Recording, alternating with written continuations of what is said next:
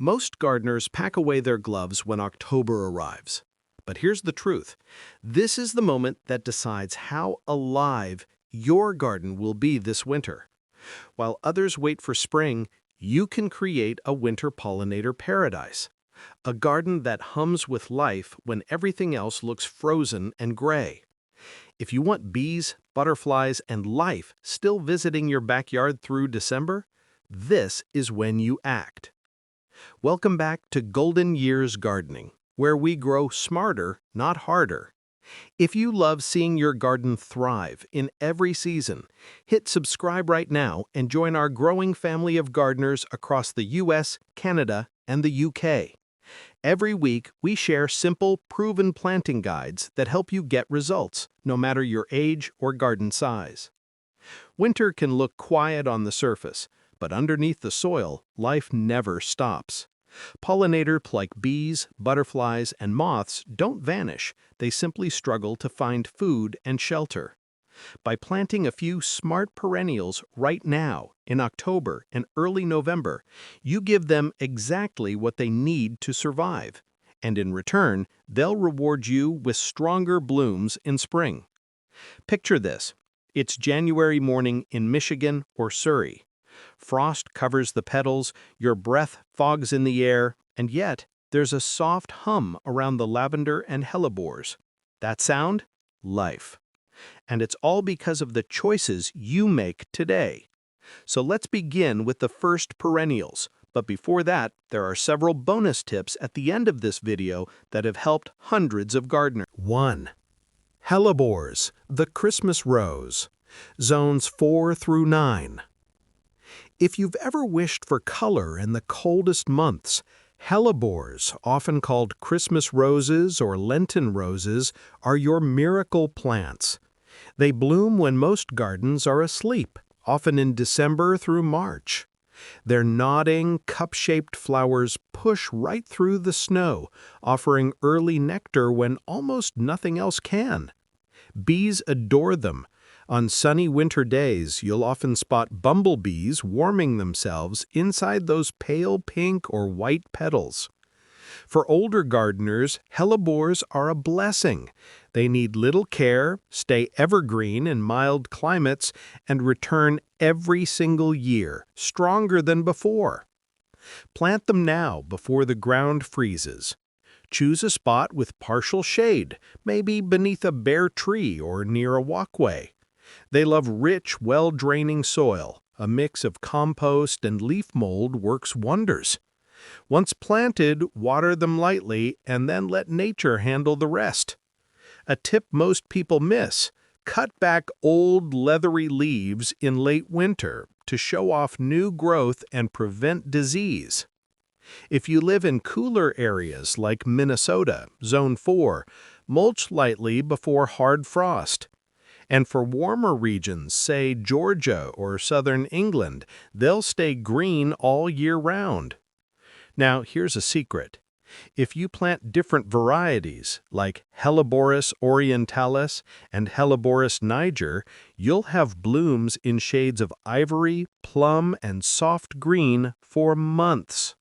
Imagine that gentle color peeking through snow while your neighbors' gardens sleep. Quick question. Do you prefer soft pastel flowers in winter, or do you love deep jewel tones that stand out against the frost? Tell me in the comments. I'd love to know how you see your perfect winter garden. But don't move yet, because this next perennial is one of the hardest workers you'll ever plant. 2. Sedum Autumn Joy, the four-season favorite, zones 3 through 9. If hellebores are the quiet poets of winter, Sedum Autumn Joy is the reliable friend that never lets you down. This succulent perennial is built for endurance. It thrives from the humid summers of the Carolinas to the snowy winters of Ontario. And when planted now, in October or early November, it will root deeply and stay strong through winter. It blooms in late summer with soft pink clusters that deepen to bronze and russet in fall. When frost comes, those dried flower heads hold their shape, dusted with white snow, and pollinators still visit them for leftover nectar. If you want to support bees even when temperatures dip, autumn joy is one of your best allies. Bees, hoverflies, and even late butterflies will land on the fading blossoms, finding warmth in their clustered heads. Here's how to grow it right. Give it full sun. Sedum loves light. It tolerates poor, sandy, or rocky soil, so if your soil isn't perfect, this plant won't complain. Water only until established, then let it handle itself.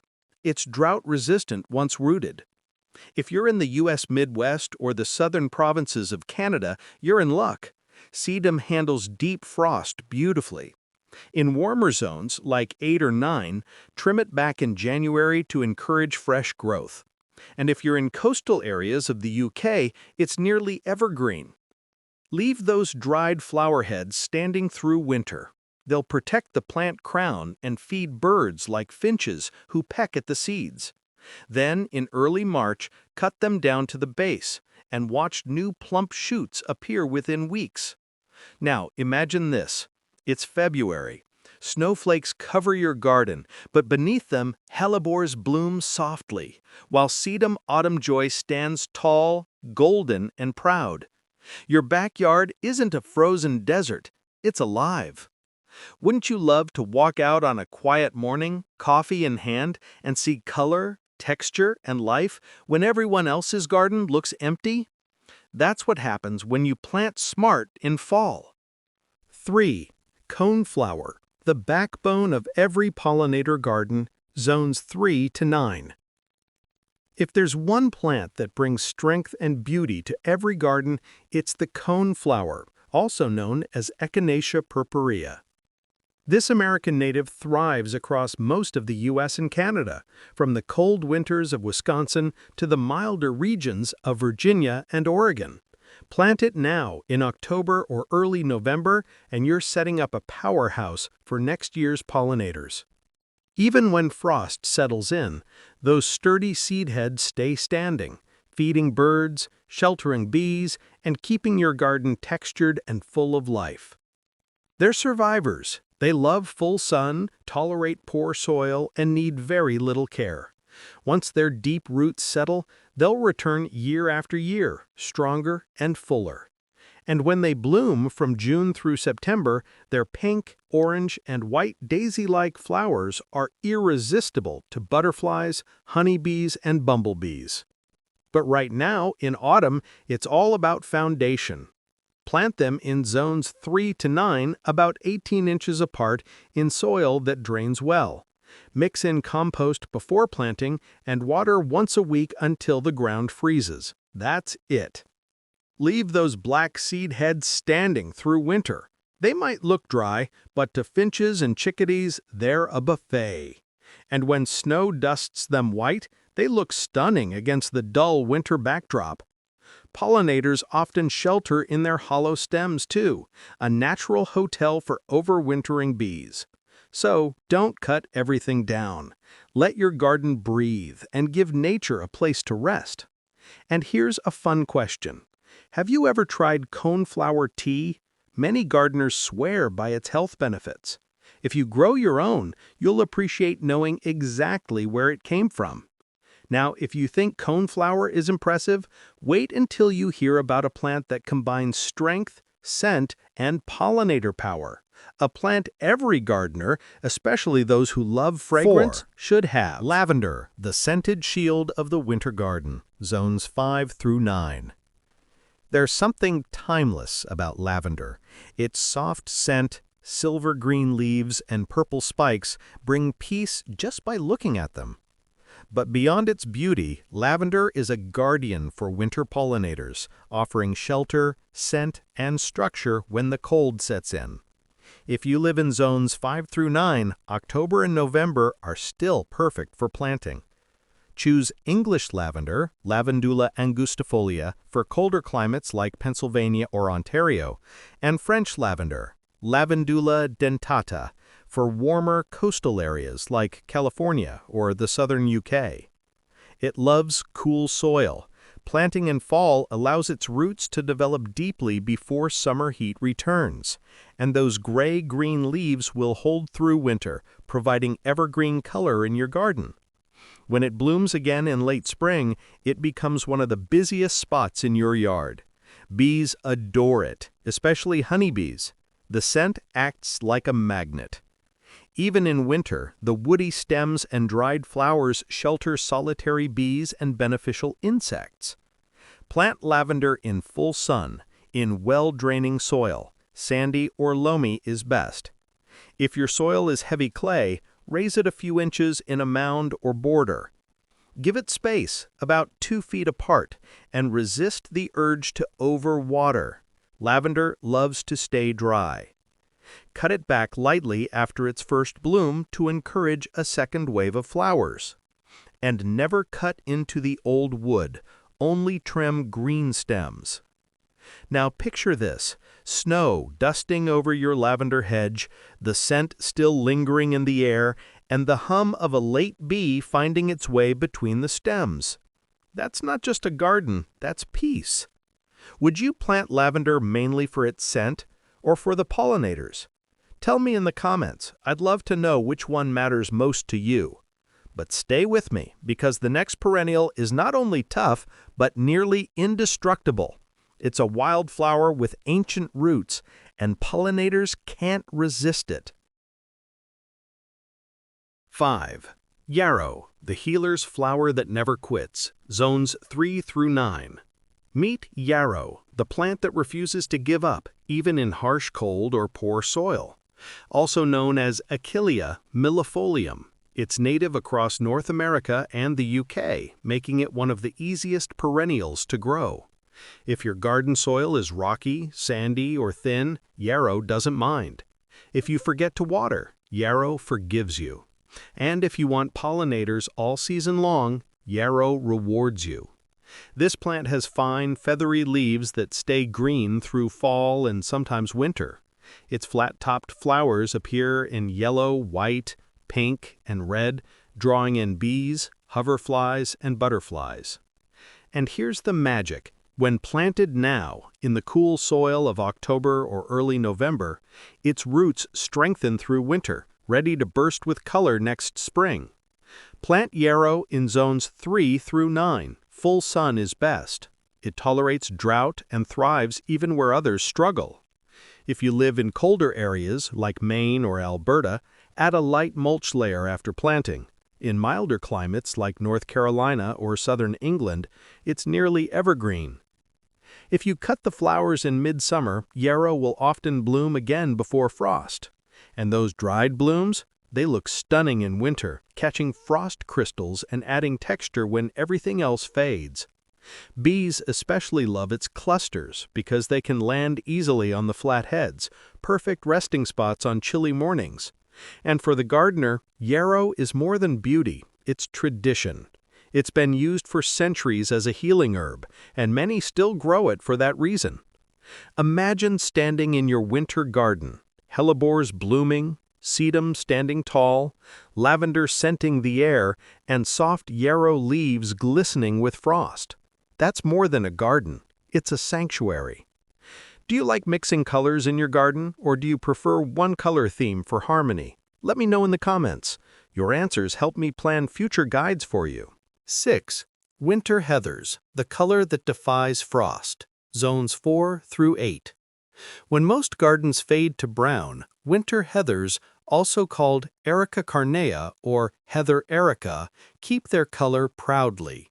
These hardy evergreens bloom from December through April, painting hillsides and garden beds in shades of pink, purple, and white.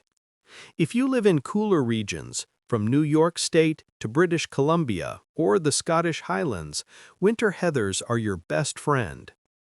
They're small, low-growing shrubs, but they pack incredible strength.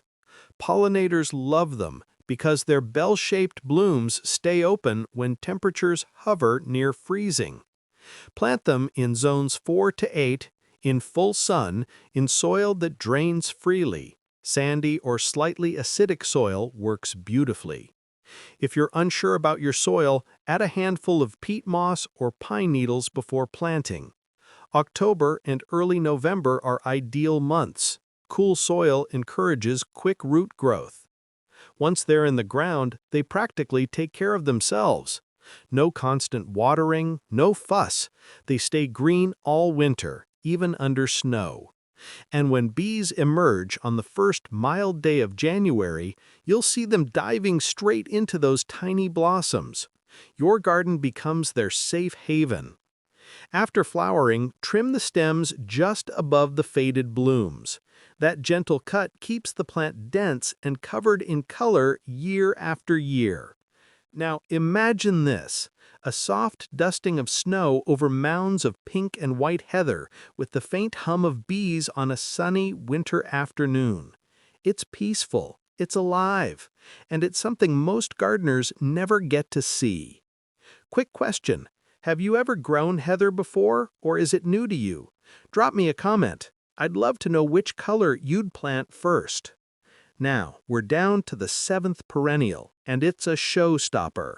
It's one of the last to bloom before true winter hits and one of the first to welcome spring.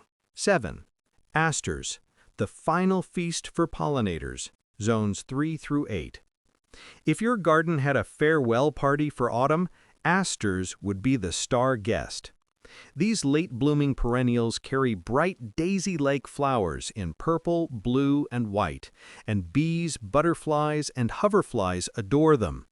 In the United States and Canada, they thrive almost everywhere, from the chilly plains of Montana to the milder coasts of Virginia and Wales.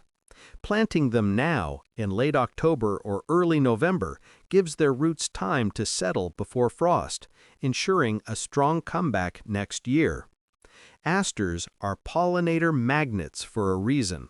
They're among the last nectar sources of the season.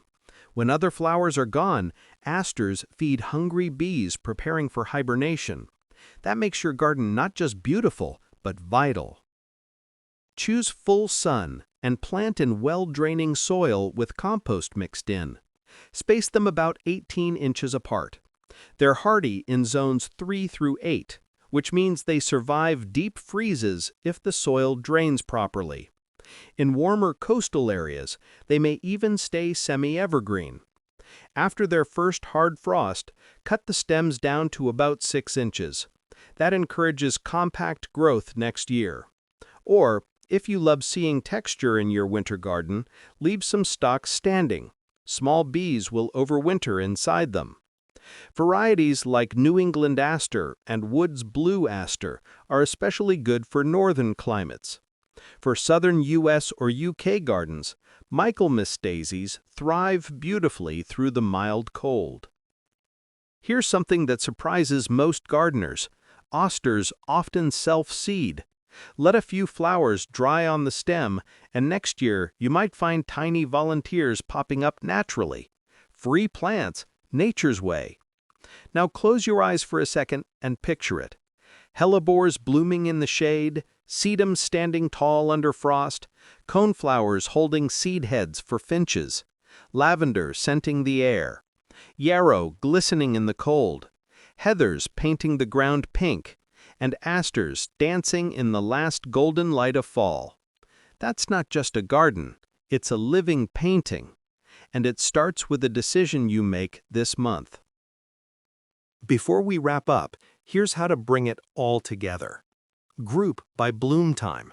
Mix early bloomers like hellebores with late bloomers like asters. This ensures food for pollinators from November through April. Add shelter. Leave some leaf litter under shrubs. It protects overwintering bees and butterflies and feeds your soil naturally. Keep water available. Even in winter, pollinators need moisture. Place a shallow dish of water with small stones so they can perch safely. Avoid chemicals. Skip pesticides and harsh fertilizers during dormancy. Let your garden balance itself. It's nature's best design. When you plant this way, you don't just decorate your yard, you give nature a sanctuary that stays alive even when everything else sleeps. So, Let's recap quickly. 7 perennials that keep your garden alive all winter: hellebores, sedum, coneflower, lavender, yarrow, heather, and asters. Plant them now, in October or early November, and by midwinter you'll have color, fragrance, and life when others have bare soil. And more than that, you'll have a garden that feeds the pollinators we all depend on. If you've enjoyed this guide, hit subscribe and join our community of gardeners who believe every season should bloom with life. Your garden can be a refuge for bees, for birds, and for your own peace of mind. Thank you for spending time here today. Until next time, keep growing, keep nurturing, and remember, even in winter, your garden can hum with life.